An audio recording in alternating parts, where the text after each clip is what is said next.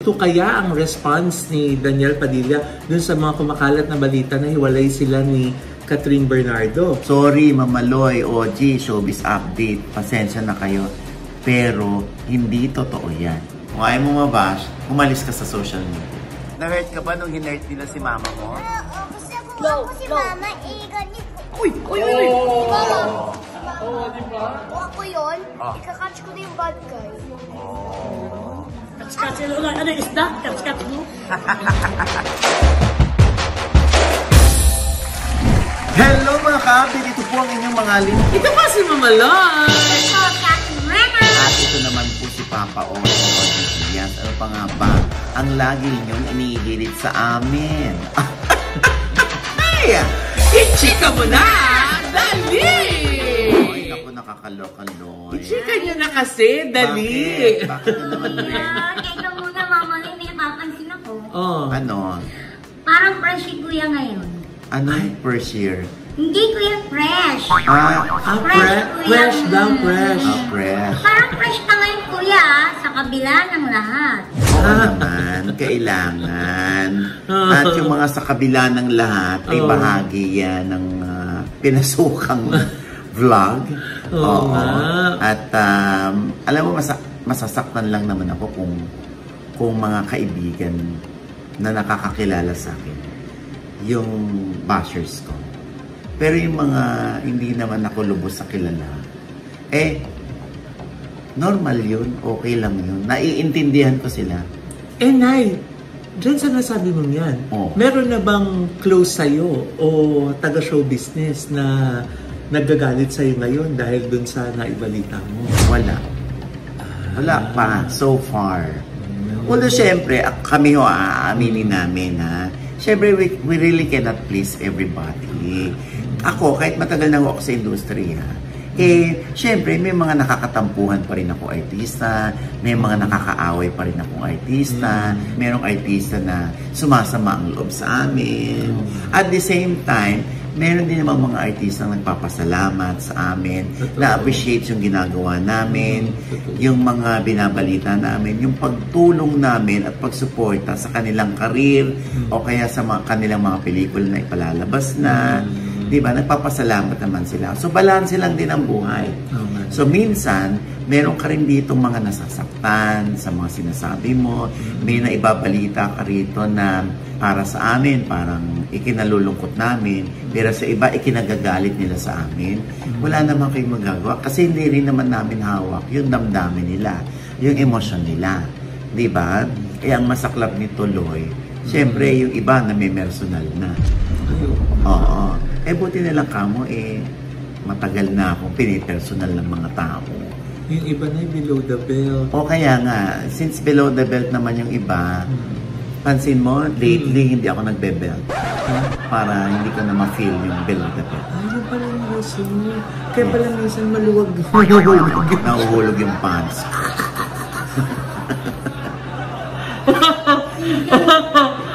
Ganon. Pero syempre, kung meron man kaming mga nasaktan dito, alam mo, tao lang din sila. Tao lang din tayo. Kung sa palagay ninyo, kami ay naka-offend, humihingi po kami ng sorry. Yun lang yun. Kasi, Diyos ko, si Billy Crawford yan, punta pa sa It's Showtime para mag-sorry. Yes. Diba? Kaya ako, bumilib ako kay Billy. Diba? At sino naman tayo rito para magmalaki, para hindi pakinggan yung mga tao, yung kanilang mga hinaing against us. Sabi ko nga, we really cannot please everybody. So kung na-offend man yung iba sa aming mga binabalita rito, sa pangkalahatan po, in general, opo, kami po yung humingi ng sorry.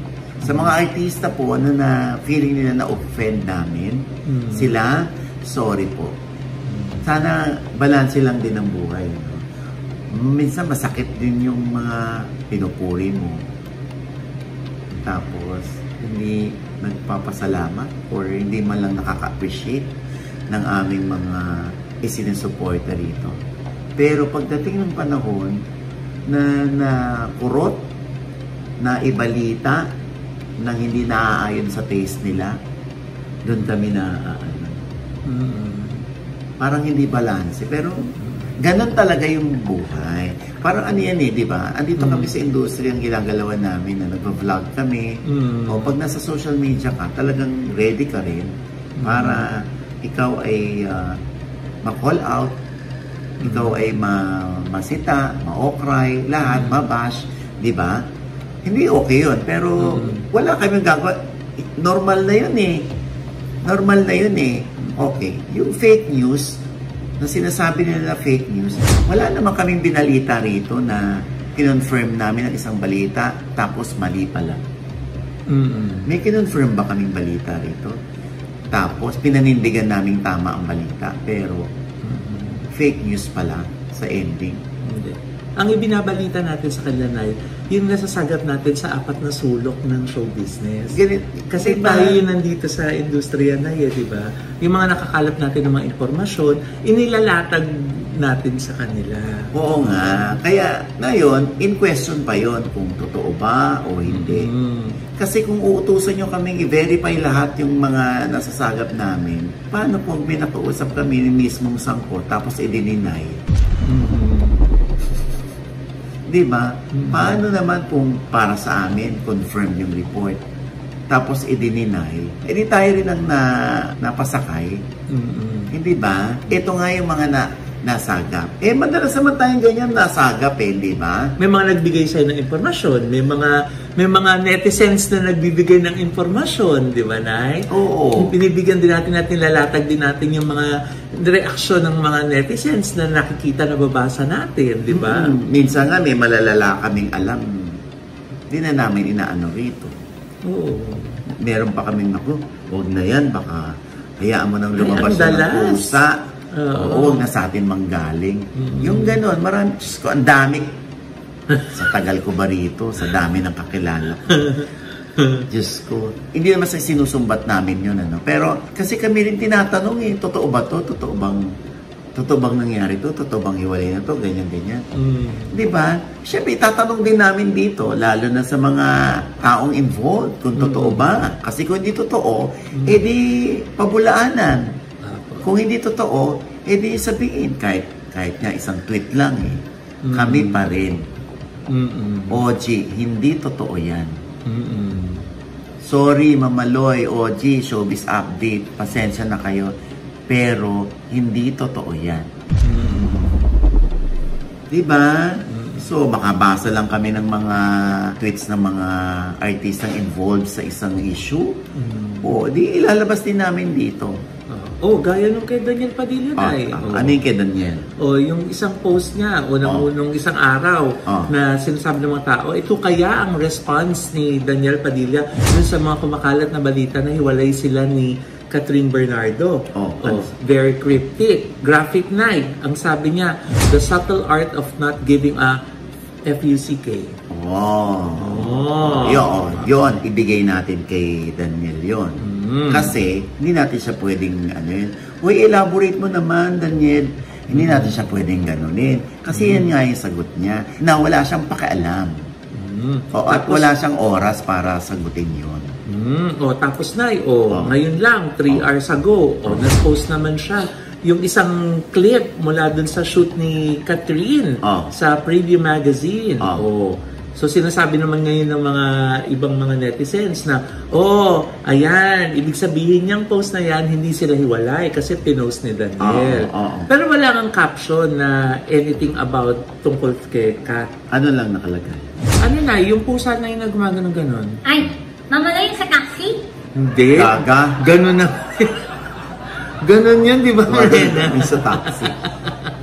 Siguro parang watching. Ayun, ganun. Feeling ko, interpretasyon ko lang yun na just watching, di ba? Kasi nga, lumilingon kaliwat kanan. Mama Noy, di ba mas madali i-type yung copy pa rin? Ako na naman mababash, Mirena. Sa punang salita. Pero alam mo, pero sa totoo lang, may point naman siya. Yan ay kung aayunan ng mga taong involved. Kung hindi naman, wala naman ding namimili. Tayo ay dumepende na lamang kung anong ibig sabihin ni DJ sa kanyang mga cryptic post, sa kanyang pagpo-post ng video ni Catherine. Di ba? Kasi hindi naman talaga ma-social media si DJ. Oo. In fairness. O si ano din na si Ma'am si Carla, meron ding sinasabing ibang mga netizens kasi tinatag ka nila lalo dun sa X, yung dating Twitter na OG, ito siguro yung sagot sa'yo ni Ma'am si Carla, o ito yung sabi ng iba na pinost nila na yung isang clip ni Tito Boy Abunda na nag-explain tungkol dun sa mga bagay na kinakalat, kung alam mong hindi totoo, wag nang ikalat, parang something ganun yung gist ng ang kinakalat namin ay sana hindi totoo. O nga no, mula na wala kang ibang bukang bibig. Ito, may impormasyon, sana hindi totoo. Oo. At laging may, hindi pa ito confirm. At sana magkaayos sila. Kung man, may alitan, hindi ba? Oo, gano'n naman normal naman yan Kuya, bakit wala tayong naririnig mula kay Andrea Brillentes? Naku, yun na naman. Ha?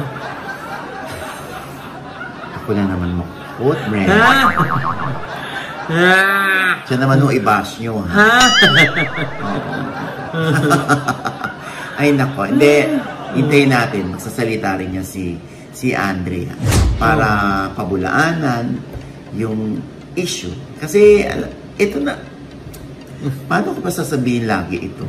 Ito, generally speaking, dito kasi talaga maraming ugong-ugong. Madami kang mga sources dito na sabihin ako, basta wala akong sinabi sa'yo. Yung mga ganyan-ganyan sila. Yung sinasabi nila, ilabas mo daw yung source mo. Sa history po ba ng show business, may naglabas na po ba ng source? Meron na ba, Nay? Alam ko kasi, ayon sa Soto Law, you cannot reveal your sources.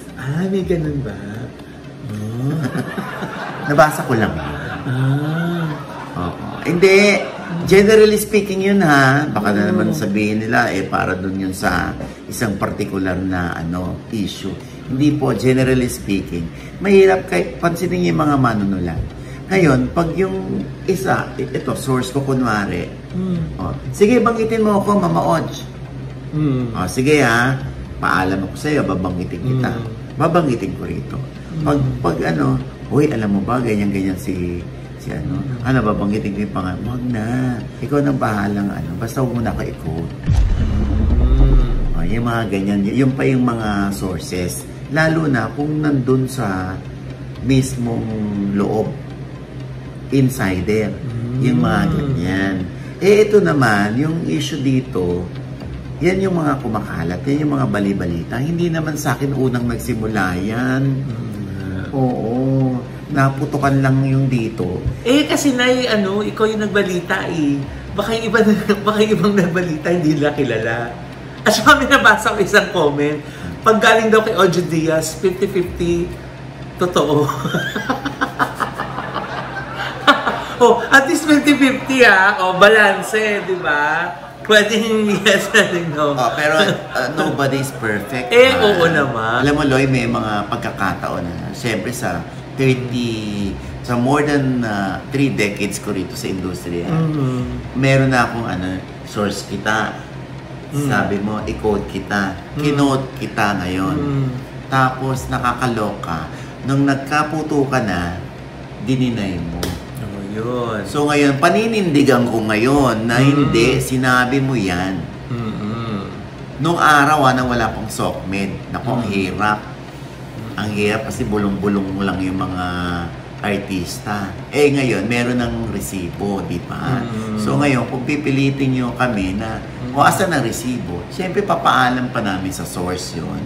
Generally speaking, kasi kahit naman kayo, may kachismisan kayo Mari, huwag mo na sabihin, Ikaw ba, hindi ka pwedeng pagkatiwalaan? Hindi, sasabihin ko pa rin, ikaw nagsabi. Paano ka babalitaan ulit next time? Kung hindi ka marunong pagkatiwalaan. Tsaka na yung difference nitong mga issue na binabalita natin ngayon dun sa mga dati-dati pa natin na mga binabalita. na nabasa natin, di ba? Pero nilatag natin at nag-opinion lang tayo, di ba? Correct. Ganun lang din naman yung ginawa natin, di ba? Naglalatag tayo, tapos nagbibigay lang din tayo ng opinion. At saka sa history ng show business, Di po ba? Ang talagang makakapag-confirm lang ng balitang hiwalayan, yung two party na involved. Up until the time na sabihin nila na hindi kami hiwalay or hiwalay kami, doon lang makukumpirma yung balitang kumalat na sa show business at sa society. At ako'y naniniwala pa rin na sa isang magkasintahan, normal lang yung nag-aaway, nagkakaroon ng misunderstanding, na minsan ayaw mong kitain yung isa kasi nabubwisit ka, or cool off muna kayo. May mga ganyan. Ako naman, naniniwala ako, si Daniel at si Catherine, sila pa rin naman ang ending. Kasi alam mo, sa totoo lang, kung sakali man na sila'y nag-away, nagkasamaan ng loob, di ba pag nagpapahinga kayo, nagbibigay ka man ng space, tapos doon yung nare-realize or inaaral ninyo yung mga sitwasyon habang namimiss nyo yung isa, na mahal ko talaga siya kasi na-miss ko siya. Ano ba sabi doon? Absence makes the heart grow fonder. Pero mamuli, di ba? Di ba may kasabihan din na absence makes the heart forget? Mihirit si Rena. Pero may tumalsik sa likod. Ayoko na magpo-comment sa mga ganyan. Anyway, tayo dito ay tulad ng hiling ng mga Katniel. Yeah. At tulad din ng hiling namin sa mga nakaraan na episode, ay sana hindi totoo yung mga naglalabasan. Na hindi sa akin nagsimula ito, ha? Oo. Gusto ko lang linawin. Ayoko naman magtuturo ka. Ito, dito galing ayun. Ayoko naman magtuturo kung kanino unang nanggaling yung chika. Turo mo na, kuya! Sa kanya po. Hindi. Basta, yun ang hiling natin. Na, kung may alitan man, ay sana maayos. Kung hiwalay man, sana magkaroon sila ng space para isipin ang halaga ng bawat isa. Diba? Para maging sila muli. Tulad ng hiling nating lahat. Magbabalik pa ang The Buzz. Sabi niya na. Ay, sorry. I got carried away. Kaya kalma-kalma lang po tayo, ha? Oo. Kalma-kalma lang po. Nagbabalita lang po tayo. Pero gusto ko sabihin sa inyo, hindi po ako galit sa mga bashers. Normal po yan sa amin. Sabi nga nila, kung ayaw mo mabash, umalis ka sa social media. Ganun lang. Diba? Tsaka nakakatuwa na yung ibang mga nababalita natin dito na hindi masyadong maganda yung balita. Pag nakikita ka, tapos tinatanong ko, galit ka ba? Madalas ang sagot sa'yo, no, it's part of your job.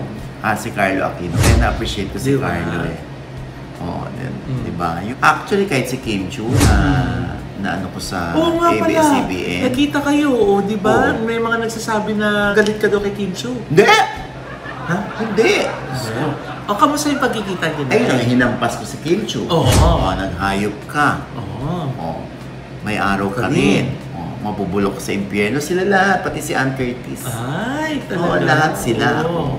Diba? Alam mo yun, minsan pinangyayari itong mga bagay na ito para may ma-realize tayo, o lahat tayo, or yung mga taong tinutukoy natin. Diba?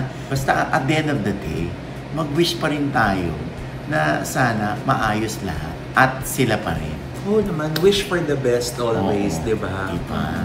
Kaya pasensya na po kung hindi namin ma-please yung iba sa mga binabalita namin. Basta at the end of the day, hawak pa rin ng mga taong involved ang katotohanan. Anyway, maiba naman tayo, no? Ay, may iba pa? Hindi, si Melay ay inimbita tayo na manood ng premiere night ng Mom Chief. Yeah! Ito yung ginawa niyang movie sa Korea. Gaano siya kabilib sa mga Korean production staff sa paggawa at sa pagkakaroon ng sistema at pagiging organisado sa pag-execute ng mga eksena, kaya mabilis ang trabaho. Kaya ito, pumunta tayo ng Mega Mall. Yes! Para suportahan si Melay. At syempre may mga nakausap din tayo doon. Oo naman. Oo, eto. Anong feeling sikat ka na, Melay? Siguro sikat na nabuhuli pagkasikat. Sobrang happy na ako. Kumpare ka, balik lang kayo ng Reyna ang kanyang trust sa amin. Yung kanya nagastos. Oo, at balita namin, ang next mo naman ang mission ay sa Thailand. Hi! Kasama kayo, ha? Kasama ka sila sa Wadikap. Ikaw, ano reaction nyo? Nung mapanood nyo nakikip yung fighting scene si Mami? Gusto ko siya, pero yung ayaw ko lang is yung Korea na yun, yung ginanon si Mama. Gwapo naman yun, gwapo, di ba? No! Umiyak pa si Stella? Oo, kasi yung sinakpan daw ako ng mga Mama! After text. Kasi si Mama may ganito ako.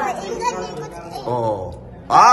Oh my God! Ang daming crush ni Mama, yung crush niya si Papa. Pero minsan picture ka na.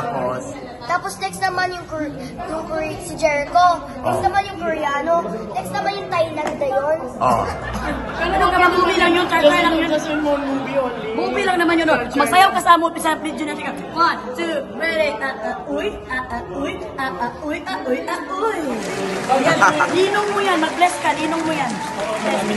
Ayan. AAA, manood. Magkuha na kayo ng ticket sa AAA kasi andun din kami. Natawa ako. AAA yung AAA na battery. AAA yung Asian Artist Awards. Sa Korea, na dito i-held sa Philippines for the Korean. All the Korean is scamming with the scammer. Thank you so much, kumpare. I love you. Pwede na ba makipag-kissing-sing si Mami sa next movie niya? Hindi lang, pero hindi na natin sasabihin ni Papa. Bibig talaga dito. Ano na? Nasabahan yung Pacquiao kagabi, di ba? Proud, pero pag uwi sa bahay, sasabihin niya, Mama, hi ka talaga. Tama na ba ka bang masabi niyo? Na-hurt ka ba nung hinurt nila si Mama mo? Kasi ako si Mama, ganyan ko. Uy! Si Mama. Kung ako yun, ikakatch ko na yung bad guy. Katch-katch. Ano yung isda? Katch-katch mo? Ayan, congratulations! November 15. Ayan. Sugod po kayo sa sinehan ko. Kailangan po nating tumawa lahat. Correct. Oo. Diba? Ay, Nay! Speaking of sugod, kailangan naman nating sumugod din sa PETA Theater. Why? Dahil nagsimula na ang Tabing Ilog, the musical. Wow! Kung saan ang mga actors dyan, Nay, ay mula sa Star Magic. Oo. Diba? At papanoorin natin yan kasi inimbita tayo ni Direk Lauren Jogi. Ay, oo nga si Direk Lauren. Yes. Tayo para manood niyan. Oo. Ayan yung one of these days ay manonood kami. At ichichika natin sa kanila. Diba, Nay? Correct. Hoy, kuya! Di ba andyan si Angie Salvacion? Oo, ano ngayon? Di ba best friend mo yun? Ito nga, inintriga pa kami ni Angie, Wala na sa akin yun. Alam mo, pag nakita ko nga yung bata niya, ako pa unang lalapit. At tatanong ko ulit sa kanya ang mga salitang, galit ka ba sa akin? Ha? Oo. Hindi, diba? Yun yung sinasabi ko, Loy. At least nagmarka si Angie, hindi ba? Dahil sa ating mga komento dito. Sabihin na nilang masakit ang katotohanan. Pero yung masakit na katotohanan na yun, magmamotivate yan kay Angie para lalo niyang pag-husayan pa ang kanyang craft. Lalo na sa pag-arte, di ba? Ito, panonoodin ko siya sa The Musical. Wow, ayan po, ang Tabing Ilog, The Musical sa PETA Theater. Nagsimula na po noong November 10 at ito po'y tatakbo hanggang December 17. Ang mga shows po, every Thursdays and Fridays po, 8 p.m. Every Saturday, 3 p.m. at 8 p.m. At every Sunday po, every 3 o'clock p.m. Mula yan, November 10 hanggang December 17. Wow, ang daming show. Diba? Ang bongga. Supportahan po natin. Dahil minsan naging bahagi si Nanay ng Tabing Ilog, the TV series. Yes. Ako si Ige. Si Ige, yung modista ng bayan. Meron kayang Ige na role doon, Nay, sa musical? Baka meron kang makita hindi si Ige. Igit. Yung igit.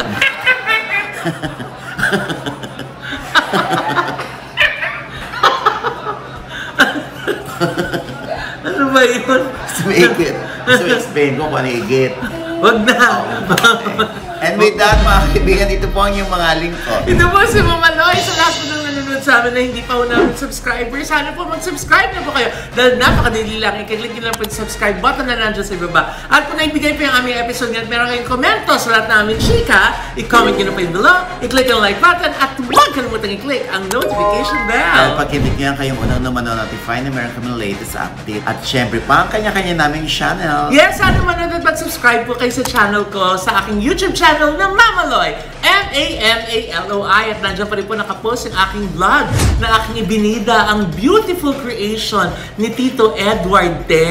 Yes, the Edward Teng. Yes. Napakahusay gumawa, lalo na sa mga wedding gowns. Oo, Ayan. diba? Ayan na yun. Yung wedding day ko dun. Nandun.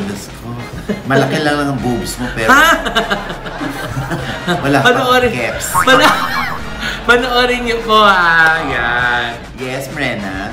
Hello mga ka-update, pa-subscribe naman po ng aking, paano naman po ng aking FB page. Oh. That's Mama Loy. M-A-M-A. Ano ba? Hindi, kuya. Ano? That's Ate Mrena. M-A. Ate Mrena po. Ate Mrena po, M-R-E-N-A. Yeah. Yes, kuya. At saka thank you kay Doc Edge Labatique of Smile Creation. Yes. Dahil next week, kuya, gaganda na ako. Dahil, kuya, permanent ang ganda ko next week. So temporary lang palang ganda mo ngayon. Yes, kuya, yes. Tsaka, kuya, Ideal Vision. Diba? Siyempre, ang ating ding panayam pa rin. Grabe. Nakakaloka si Melay. Oo, nabitin pa sila. 36 minutes na nga yun. Diba? Oo, dahil ratatat si Melay. Walang umay factor at walang boring factor. Totoo bang pinalayas niya si Jason? Yan ang dapat mong mapanood sa OGBS Inspires dahil si Melay po ang aking bisita dyan. Ayan, ha? At syempre pa, maraming salamat po sa RCC Staffing Solution. Yes! Alam mo yan, di ba? Congratulations sa pinagpipitaganang si Romer Gutierrez Haso. Sir Romer! We love you! Na, we'll see you there in New York. Yes! RCC Staffing Solution, kung gusto nyo ng trabaho sa USA. Yes. Kung nurse kayo, or teachers, lalo na. Tsaka yung mga hotel service staff. Ayan, nako. Yan ang Facebook ng RCC. Yan. Yes. Legit po yan. Opo. Pati pag na-approve kayo, naku, pati pamilya nyo, pwede po ninyong isama dyan. Bongga. At dyan na kayo sa Amerika mamuhay. Ang bongga. Ganyan lang naman yung RCC. Diba? Medyo pahambol, pero ang dami nang natutulog. Yeah. At syempre, maraming salamat po sa Premier Drip at Celeb Skin for my skincare. At syempre, ang Iconic Star Hair for my hair. At ang Headway Vera Salon. Maraming salamat po. At syempre, Nay, huwag niyo kakalimutan, ang dami na nakapag-enjoy ng water park dyan po sa Highland Valley Resort. Dyan ako magpo-pre-birthday pictorial, Nay. Orti-orti mo. Pagbigyan mo na, para naman may magaganda akong pictures kahit paano, Nay, na ilalagay ko sa album. Gusto mo yung album? Minsan naman doon kasauhan na Boracay Beach Resort. Oy, di ba? Alam mo yan. Sa Station 3 ng Boracay. Oo, Hana. Maganda din doon. Kailan ako magpipictorial dyan? Diba? Uy, Naya, gawa na yung presidential suites dun sa, Highland Valley. Nakita mo naman, di ba? Oo nga, pinakita sa akin, Tita Geng. Di ba? Tsaka yung kanilang napakasarap na Spanish bread. Diyan lang ninyo mapipili at matitikman. True. At saka yung tsokolate, di ba, Tirol? Aminin mo paghapon. Correct. Ang sarap. Oo, masarap din yung kay Robby Domingo. Ay! Pinadalan tayo ng Oink. Uy! Oink, oo. Yung kanilang sisig, apakasarap. Napamura nga ako, sabi ko sa kanya, hayop yung sisig mo. Ay! PI. Ha? Sabi mo? Oo, kay Robby Domingo. Tsaka yung kanilang yung itlog, yan. Masarap din yung itlog. Tsaka yung kanilang spring rolls. Masarap. Tsaka yung kanilang pares. Anyway, ayan po yan sa Oink. Ayan, ha. At syempre pa, ito pa rin po yung lingkod, Papa Osin OGB, yan sa lagi nagsasabi at nagpapaalala sa inyo na sa tuwing gigising po tayo tuwing umaga, wag po tayong makakalimot na magpasalamat sa Panginoon dahil tayo kanyang ginising. Ibig sabihin, may mission pa rin po tayo sa buhay. Sabay sabing, every gising is a blessing! At ano pa nga ba ang lagi niyong inihigilit sa amin? Ichika mo na! Dali! Ano nga yung kanina, Nena? Gaganda na siya permanently. Permanently, no? Nakakaloka. Kasi nga, temporarily lang yung ano. Yes, mama. Oo, yung kanyang, winning smiles. So, hindi na yan mahuhulog? Hindi na Hindi mamalulog. na, oo. Oo, Nakakit na. pag nahulog man yan, masasalo yan ng balikat mo.